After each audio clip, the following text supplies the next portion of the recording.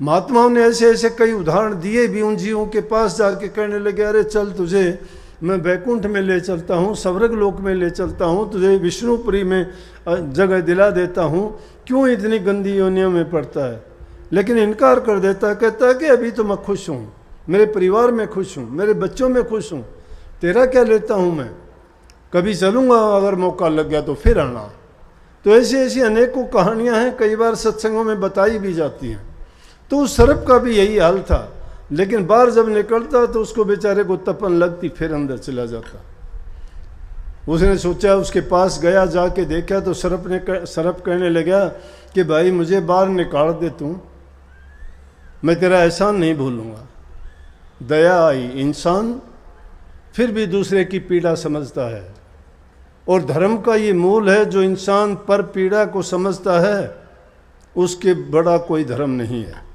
कभी ये सोचते हो कि किसी नाम के धर्म से बंध के कि मैं कबीर पंथी, मैं राधा स्वामी, मैं दादू पंथी, मैं नानक पंथी, मैं सिख धर्म का, मैं हिंदू धर्म का, मैं ईसाई धर्म का, इन धर्मों में अगर बंध जाते हो और तुम अगर नेक काम नहीं करते हो, दूसरों पर दया नहीं करते हो, तो आपका कोई धर्म नहीं है।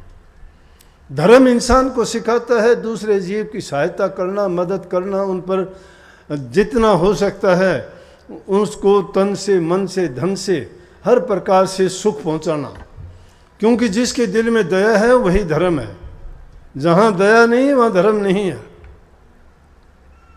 दया आई, उसको इंसान था, उसके दिल में दुष्ट लोगों के भी दया आती है कभी ना कभी। चाहे रोजाना जो खोटे कर्म करते हैं उनका भी कभी ना कभी अंतःकरण में, उनकी बुद्धि में वो बात आती है, तो उनके वो दया जागती है, कभी ना कभी सोचता है वो भी सब पाप कर्म छोड़ के सही रास्ते पे चल पड़ता है। महापुरुषों का संग और सत्संग और उनकी वाणी को सुन के बड़े बड़े पापी और दुष्ट भी नेक रास्ते पे चले, क्योंकि उनका विवेक जागा, उनको पता लगा कि धर्म का रास्ता क्या है, सच्चाई का रास्ता क्या है, और सच के करने से तुम्हें क्या मिलेगा। लेकिन जो लोग पर पीड़ा को नहीं समझते वो तो अधम हैं, वो नीच से नीच आदमी हैं, उनमें नीचता भरी हुई है। जो दूसरे का दुख दर्द नहीं समझते वो दूसरों को पीड़ा देते हैं, जबान से पीड़ा देते हैं, शरीर से देते हैं और मन से भी देते हैं। इसी प्रकार किसी के बारे में ना बुरा बोलो, ना किसी की निंदा करो, ना उनको कटु शब्द कहो, बहुत बुरी चीज़ है। अगर किसी का भला नहीं कर सकते तो बुरा भी ना किया करो, ये धर्म है।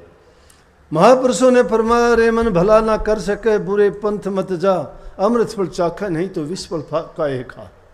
कि अगर तू भला नहीं कर सकता तो बुरा भी क्यों करता है, अगर तू अमृत का पान नहीं कर सकता तो जहर हला हल पी के भी क्यों बर्बाद होता है। उस लड़के को दया आई, नेक था, माता पिता का आज्ञा पालन करने वाला, जिनको जो माता पिता की आज्ञा का पालन करता है, जो बाहर जाके अच्छा बर्ताव और व्यवहार करता है, वो अपने परिवार का परिचय देता है कि उसको कैसे परिवार में जन्म मिला है और उसको कैसे संस्कार मिले। और जो बाहर जाने के बाद में जो अपना बर्ताव, अपना चरित्र दिखाता है, वो अपना चरित्र नहीं बल्कि अपने परिवार का, अपने वंश का, अपने माता पिता का, वो उनका कच्चा चिट्ठा खोल देता है अपने कर्म से कि उसको क्या संस्कार मिले हैं, उसको कैसी शिक्षा मिली है, उसका लालन पालन किस हालात में हुआ है।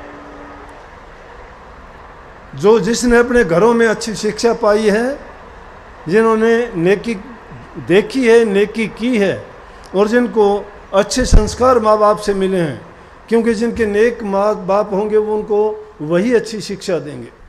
नेक इंसान था, माँ बाप का आज्ञाकारी था, माँ ने कहा तो पत्नी को लेने चल दिया, वहाँ देखता है तो अग्नि में जैसे उस सांप की हालत देखी, सांप ने उसे प्रार्थना की, उसने उस सर्प को बाहर निकाल दिया। बाहर निकालते ही उसका बस थोड़ा सा वो अपने होश में आया, अब सांप का इंसान की तो दुश्मनी है। सांप बाहर निकलते ही कहने लगा कि मैं तो तेरे को लड़ूंगा। बोले, अरे मैंने तेरे प्राणों की रक्षा की, अभी तुझे बचाया और तू ही मेरे को लड़ेगा, बहुत बुरी बात है। बोला कि कलयुग का धर्म है, मैं कलयुग धर्म निभाऊंगा, ये कलयुग है, आपको पता नहीं है। बोला कलयुग में यही कुछ चलता है, जो जिसका अच्छा करता है वो उसी का बुरा करेगा। बोला ये तो गलत बात है भाई, तू मेरे को क्यों लड़ेगा, मैंने तेरे प्राण बचा दिया इसलिए। बोला कि ये तो कोई नियम की बात नहीं है। बोला कि मैं चल तेरे को पक्का करवा दूँ। हाँ करवा। जंगल में क्या था, सांप उसको लेके गया, एक गाय चर रही थी जंगल में, गाय के पास लेके गया।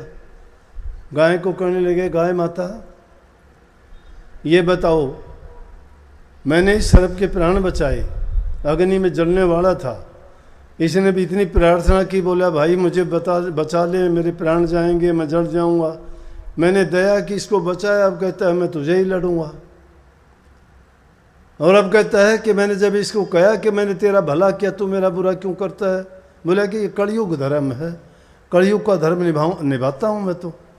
बोले आप मानती हो, आप हमारा न्याय करो, क्या ये बात सही है। बोले भाई बात तो सही है, लड़ेगा ये तो। बोला वो क्यों। बोला मेरी हालत देख ले, मैं बछड़े पैदा करके हड़ चलाती हूँ, मेरा दूध पीते हैं, मैं और सारे काम आती हूँ, और फिर भी मुझे जो है जब बूढ़ी होगी तो मुझे नकारा करके और जंगल में निकाल दिया। अब मैं इधर से उधर से फिरती हूँ। बोला मैंने क्या बुरा किया था, लेकिन मैंने जिनको दूध पिलाया, जिनको बैल दिए, उनके सारे काज संभाले, आज उन्होंने ही मेरी ये हालत कर दी। बोले हाँ बात तो ठीक है। बोला तो ये तो भाई लड़ेगा। अब बेचारा था, जंगल में और कोई चीज़ थी नहीं। उसके बाद बोला भाई और कोई। बोले आ जा फिर। एक पेड़ के पास लेके गया।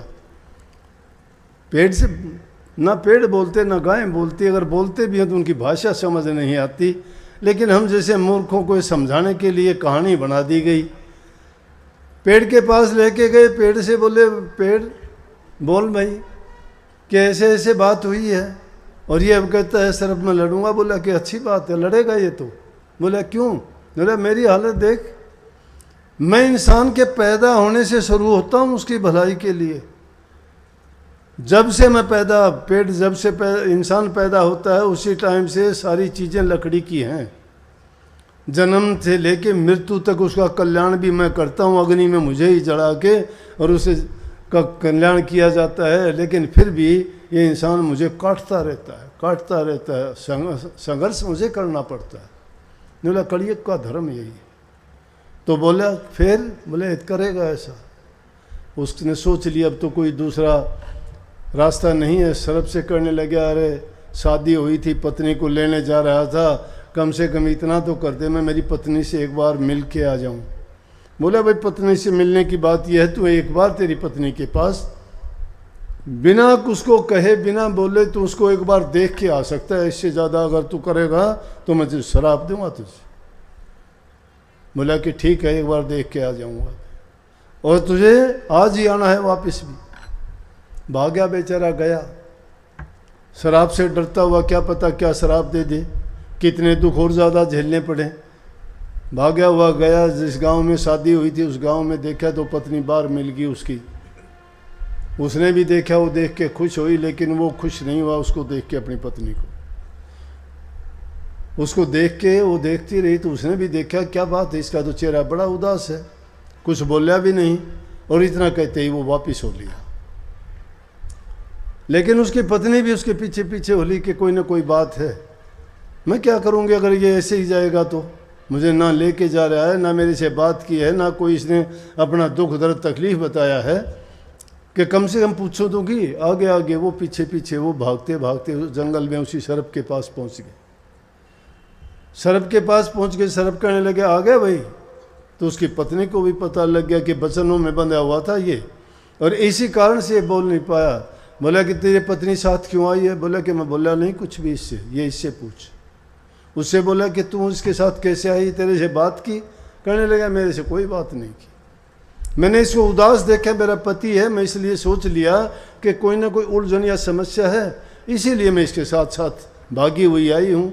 पत्नी का फर्ज और धर्म बनता है कि अगर पति किसी मुश्किल में है, परेशानी में है, तो पत्नी उसकी अर्धांगनी है, उसके दुख दर्द तकलीफ पीड़ा में साझी हो।